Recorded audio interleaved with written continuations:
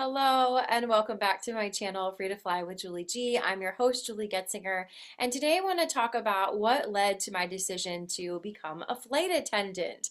That's the most frequently asked question I get now that people have heard that I am pursuing a career as a flight attendant and also continuing my business through readings and coaching and YouTube videos like this one.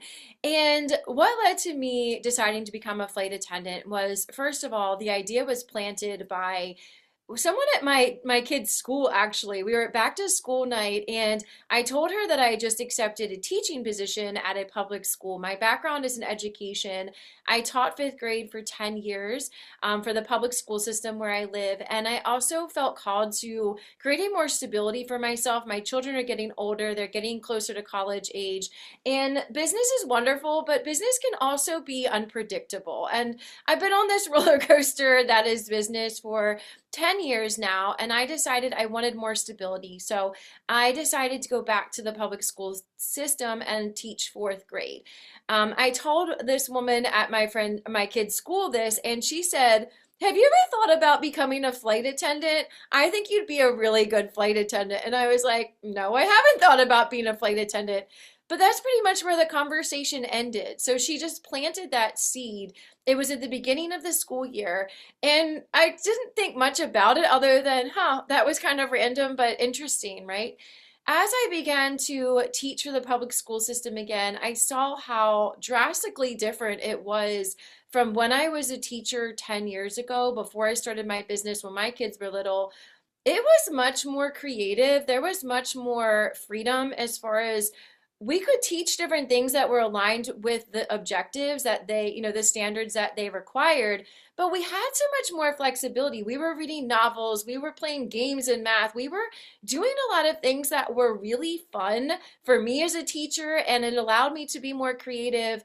My classroom was in a portable outside, which was a blessing and a curse. On days that the weather was bad, it was not fun to have to march children through snow and rain with their instruments and their backpacks, and everybody was freaking out. So that was a little stressful, but we also got a lot more sunlight. And if the kids were antsy and not focused, I say, let's do a brain break outside, and I take everybody outside, do a quick brain break, and everybody be refreshed and ready to focus again. And that was a lot of fun. And then when I returned to the school system, it was much more rigid and it was much more guided. Ask this question, use exactly this lesson. And I am a creative through and through. So when I am told you have to do things in a certain way, my soul is not happy. My soul rebels against rigidity, rebels against too much structure, especially when I feel like my students are not getting it. To have to keep moving along felt really wrong to me. And it didn't soothe my soul. It didn't make my spirit soar at all. And when I was walking the kids actually out to their classroom in the technology classroom, I kept seeing planes overhead. Now, granted, we are close to an airport, so I was like, well, that's probably why. But I took it as a sign from God, because I saw a plane every time I walked the kids out, and one of them came really low. And I stopped and looked at it, and I thought, I want to be on that plane. I don't know where it's going, but I want to be on that plane.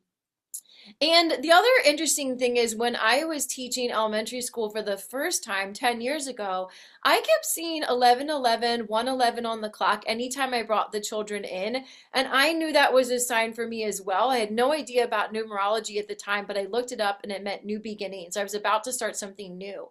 Right after I saw all the ones, I did leave the public school system and start my own business for the first time. That was in 2019. Was it 2019? No, was it before that? No, 2019 is when I started coaching. It was 10 years ago, so that would be around 2005 was when that happened. So 2005 was when I started my photography business, and I stayed home with my son during the day because he was little at the time, and then I did photo shoots on the weekends. That was back in 2005. So that happened right around the time I had my spiritual awakening. I kept seeing all the numbers everywhere. I kept getting signs from spirit, connected with animal spirits, and had a visitor, a psychic visitor came through to me, and I saw a guardian angel. And I was told I was meant to do this work, that I am a psychic medium, that I am meant to connect to the other side, help people through my readings. I was told that around 2005 is when that happened. And then fast forward 10 years later and seeing all the airplanes, I took that as a sign like there's something to this. Why do I keep seeing airplanes and why am I so struck by them? And why do I have such a desire to be on them? And so I started going on YouTube and following different flight attendants and seeing what was the process like, what is the lifestyle like, what is the training like, how do you apply, like how does this all work, and can I see myself doing this work? The more I watched, the more I researched the life, it was an undeniable, absolutely. This actually seems to suit me better than anything else I've ever done. And the changeable lifestyle, the adaptability that you have to have, the ability to take care of people, to really comfort people in times of stress, to be first responders, in medical emergencies, and be able to be calm in a state of emergency, all things that I have.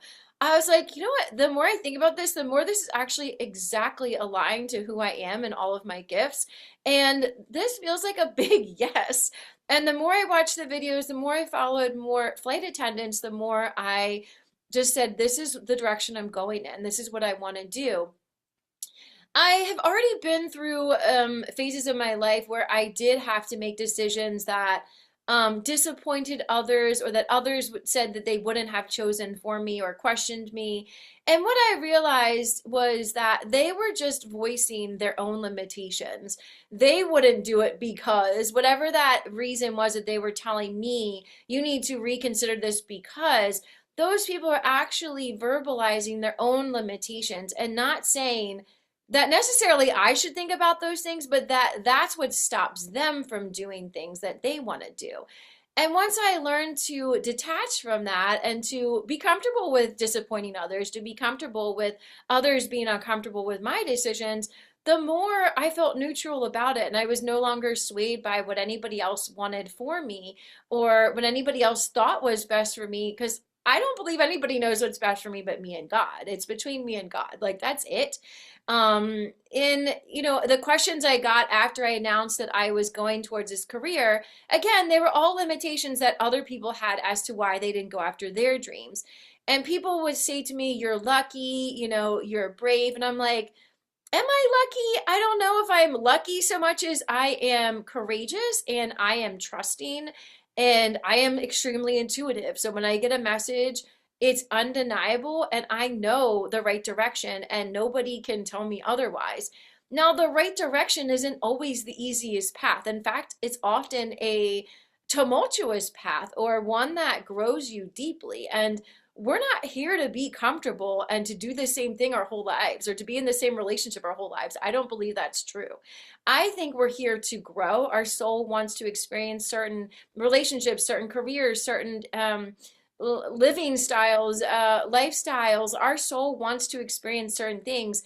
And nobody knows what's best for us besides God and our connection to God, which is the intuition.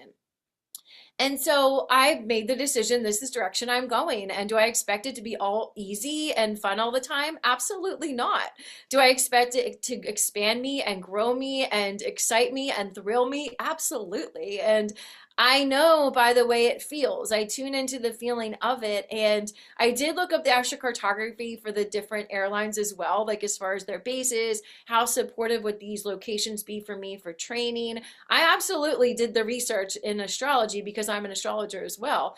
And I found where I said yes to, where I'm going to be doing my training, is in a very supportive location for me. It has my North Node on the Descendant, which is meeting destined connections, and is very supportive for me. And so I said yes to it. And I'm so excited to start this journey. I also have noticed that the more I travel, the more creative and expansive I am, partly because I open up to other people, conversations, experiences, locations, And it just opens you up. When you get out of your routine and you stop doing the same thing in the same way every day in the same place in the same relationship, you grow. Like you absolutely grow. And so I've never been one to just do the same thing every day and not have change. I thrive on change and I choose to embrace change and to ride the ride, like have the fun of the change and then see where you land. And so that's why I said yes to this. And I am so creative when I travel, and I'm expecting to write more books, to share more on YouTube, to encourage others to go for their dreams, especially women. Um, I do believe that women are given more limitations as far as expectations. Like if you're a mother, you're supposed to be near your children your whole life, really. Like they say, once the kids go to college, some people move to different places, but even then, some people feel like they can't because the kids could have grandchildren. And then, it's just never ending. That choosing motherhood doesn't mean martyrdom. It doesn't mean you have to sacrifice your dreams and what lights you up. In fact, I think it shows your children to go after their dreams when you go after yours, and when you choose to leave unhealthy relationships or to let go of homes or friendships that aren't supportive. Your children are learning from that, and so are your friends and family and everyone. And you can choose to be that example of someone doing that and living that life, or you can choose to stay where you are, feeling frustrated, feeling like it's fun for other people or others have those options, but you just don't. All the reasons why you can't go after your dreams, that's what I hear when I tell people that what I'm doing. I hear their own limitations. And none of them are true. They're their own limitations that they're putting on themselves. Nobody is ever stuck. Nobody is ever limited. There are a million careers out there. There are a million ways to make money. There are a million relationships, people that would be aligned with you, that would be compatible with you. There's not just one way or one thing to do anything. There are multiple paths, and whatever path you choose, there's going to be challenge and there's going to be thrilling times too. There is no perfect path. There's no perfect location. There's no perfect relationship. There's no perfect career. It's not meant to be perfect. It's meant to grow you.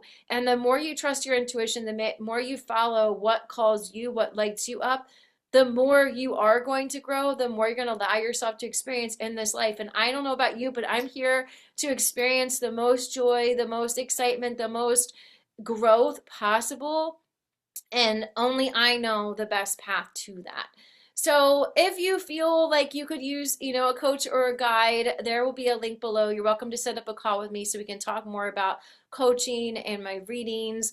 But make sure to like this video, subscribe to my channel so you will be notified when the videos go live, and you can follow me on my journey to become a flight attendant and to step more into myself as author and speaker and coach and intuitive and all the things. I'm also going to be sharing readings on the channel here to help you see what could be holding you back. Like if you're guided to my videos, you are in our collective group, so you're meant to hear the messages as well. So there will be readings here, there will be inspiring videos, there will be travel videos. I hope to do some interviews with other women who have broken free from whatever was holding them back in their lives too. So thank you for being here, and I hope you have a great rest of your week.